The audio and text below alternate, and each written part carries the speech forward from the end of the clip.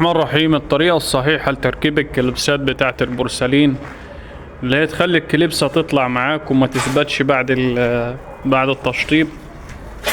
حاجة سهلة جدا انت بتعملها اثناء تركيب الكليبسات دي.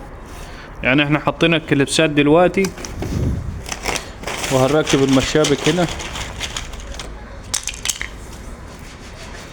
نيجي قبل ما نركب كده، طبعا ده لازم يكون حر.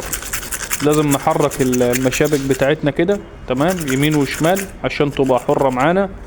لما نيجي نفكها تتفك سهلة من غير ما تسيب اثر. طبعا لو هي مليانة اسمنت زي كده واحنا حطينا الكليبسات بتاعتنا وحطينا المشبك كده وقفلنا، لما نيجي نفك طبعا بتتساب يوم او 2.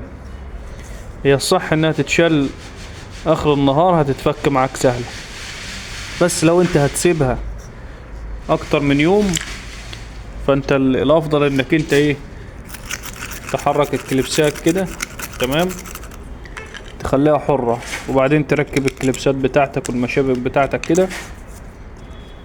لما تيجي تفكها تتفك سهلة معاك عشان هي حرة ومش هتسيب اثر. شكرا لكل المتابعين.